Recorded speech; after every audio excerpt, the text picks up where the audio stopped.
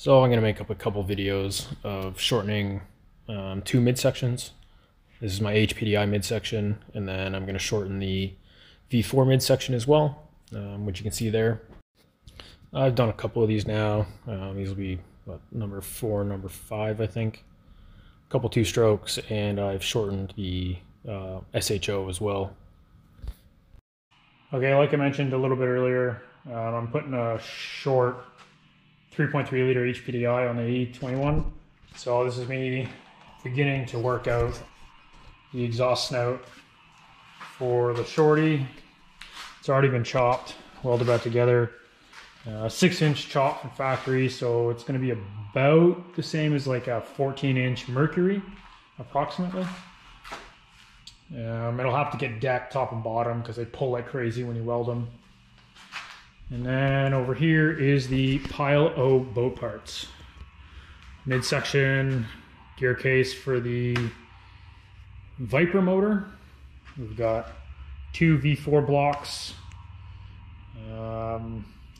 crank rods and pistons out of this motor were trash from sitting outside, so eBay, here we come.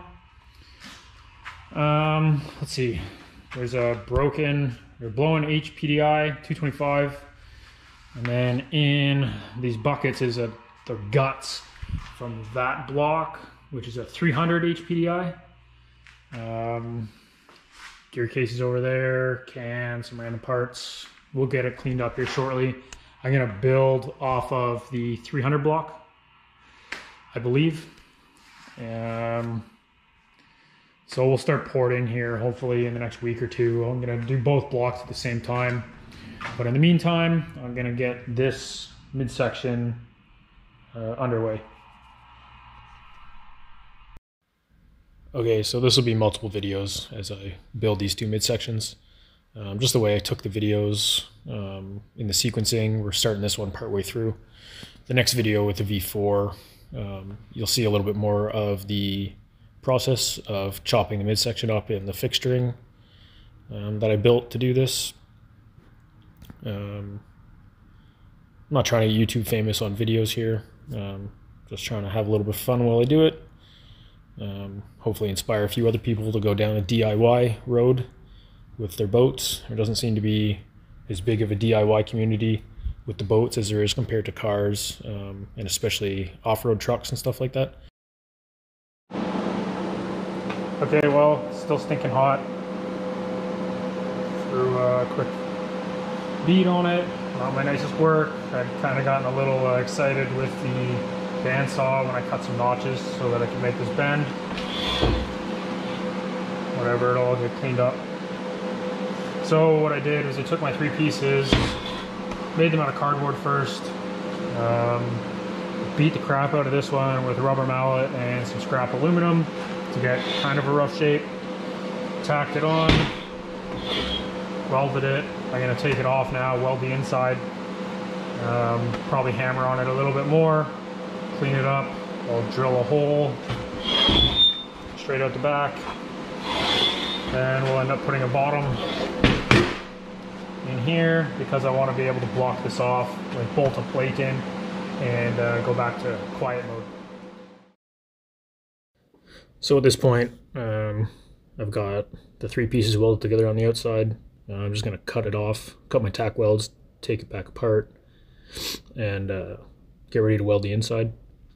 So the welders, the real welders, are going to look at this, and you'll see some things like I'm coming off the pedal too fast in some spots and whatnot.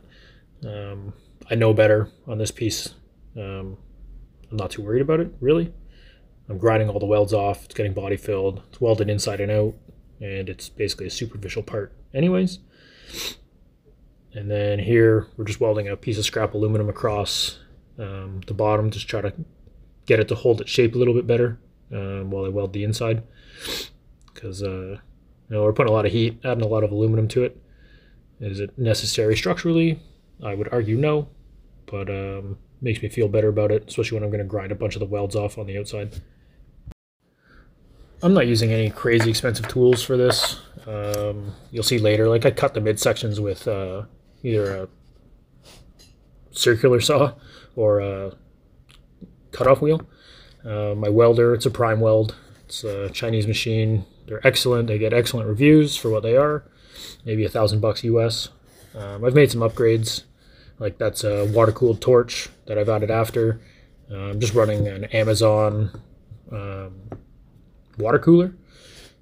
I tried like a DIY thing, and in the end, the aquarium pump and all that stuff wasn't. I was basically out almost the same amount of money as to just buy this Amazon thing, and it's working fine. I've had no issues with it. It's got a bunch of hours on it now, so save yourself the hassle, I suppose. For filler material, I use mostly 40-43 on this cast stuff. My first midsection, I was trying to use 53-56, and I just wanted to crack. Like as the welds would cool and the midsection would cool, you just get a big pop, and then you'd have to grind the crack out and rework it. So the 40-43 has been great. I've had no issues so far. I'm not worried about it warping. I'm not concerned about it getting too hot and doing anything weird. This thing, it pulls like crazy, nose cones. Get those too hot, bearing pockets and stuff, you can ruin the gear case. So there's a lot more time and effort put into controlling the heat in the part, whereas here, they're just pounding the aluminum to it.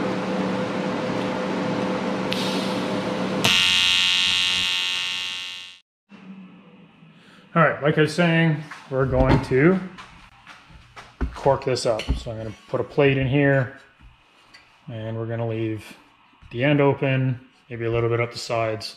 Most of that will get corked off or covered up. And then we'll build a couple plates for it. That'll bolt down and off whenever I feel like it. So here I'm just using some masking tape to make a rough template. There's lots of ways to make templates. Cardboard, I use tons of cardboard for stuff. You'll see in the next video. Masking tape's easy. So here I've just taped it oversize. Now I'm just using a X-Acto knife to cut it down to size, and it's nice. You just take it off, you stick it right to your piece of metal or whatever you're cutting out, trace it, and then you start cutting it out. Once you figure it out, you figure out which side of your marker line to cut on, and you'd be surprised at how quickly you can get a piece to drop perfectly into place.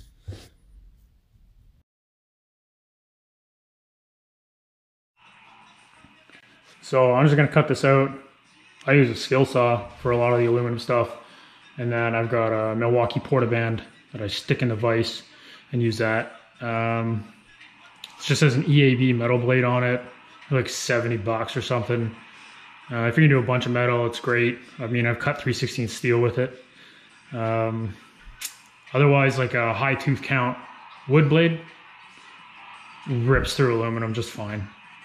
I throw a bit of WD-40 on the blade every once in a while.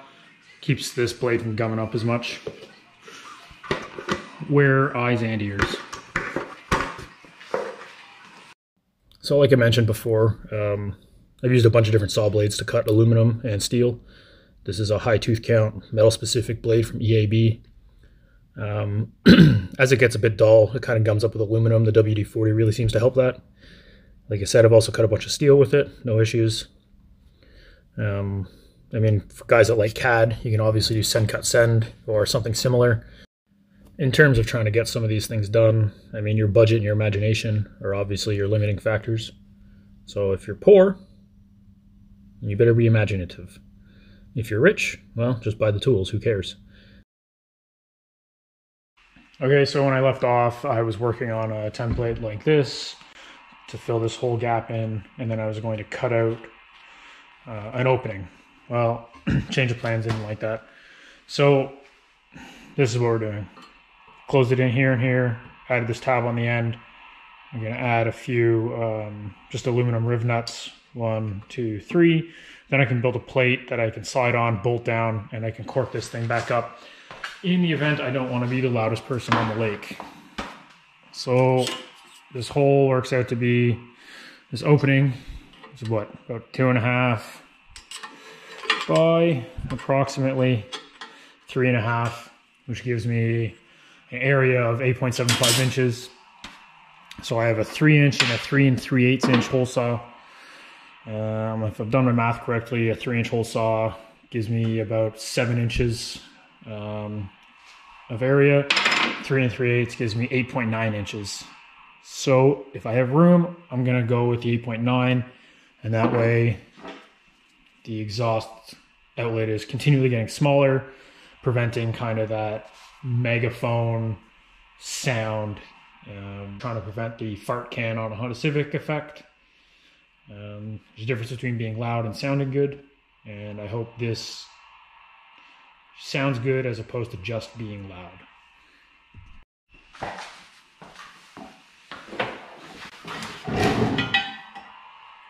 So this is going to be a 3-inch hole. I'm not happy with how much material is left if I take out a 3 3/8 inch hole. So 3-inch hole, and then I might come up here, hog it out into more of a triangle shape, just to gain a little bit more area, although I think it's pretty unnecessary. So we'll drill this and then decide from there.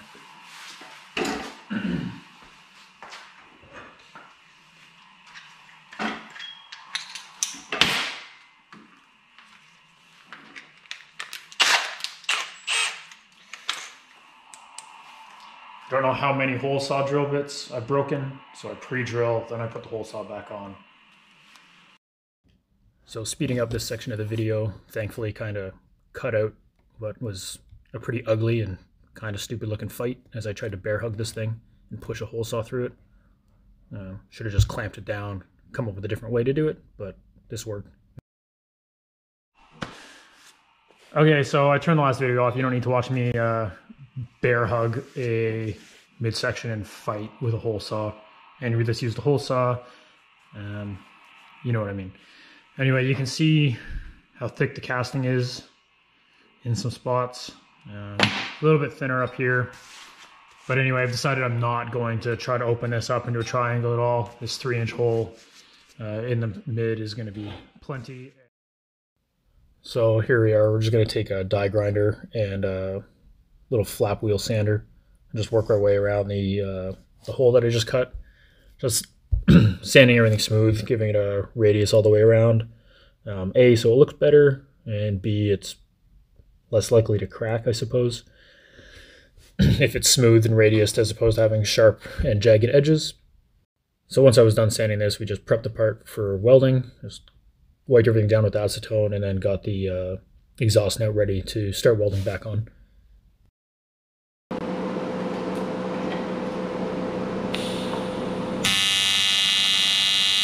For anyone that hasn't had the joys of welding cast aluminum, these midsections are some of the, not the worst, but they're pretty bad. I mean, this motor itself is 20 years old. It's been in and out of the water for 20 years. Dirt, oil, grease, age. So a lot of impurities start to come out of it once you start welding. It's not uncommon to have to do a bit of buttering, grinding, or re-welding. It's just a dirty part. It's just kind of the name of the game. Okay, so at this point, welded in some filler plates, left my opening. I'm gonna pre-drill 3 holes, leave them undersized. They'll get riv nuts at a later date. I'll use tape to build my block off plate template, get that cut out. I'll probably fire up the 7-inch angle grinder, smash some of these welds down and start getting this thing ready for body filler. And then at some point it'll get sent out and get decked top and bottom to get it flat again. I'll probably wait until I've got the midsection for the V4 done and just send them both out at the same time. Okay, so here's the midsection. Exhaust plate's just set on top. Engine pan is just sitting there. In my opinion, the exhaust snout is a little bit big, a little bit gaudy. However, once I get the skirt cut up and put on top, I think it's going to be all right. I'll let you use your imagination. We got to cut a bunch out of the bottom. Out here, get it to fit nice and tight around there. once it's all painted up, I think it'll be pretty nice. And then from here, we're gonna go on to the next project for the Viper build. So this is the mid off the V4. This one, just like my old Vector, both these boats are gonna get custom tube clamps. So that whole trim assembly is gone. As you can see, somebody was not very nice to this gear case. We'll fix that up. This one's gonna get cut to the same length as this one, maybe 1 inch shorter. Haven't decided yet. So I'll put the HPDI on the floor, out of the way, and then I'll start tearing this thing apart.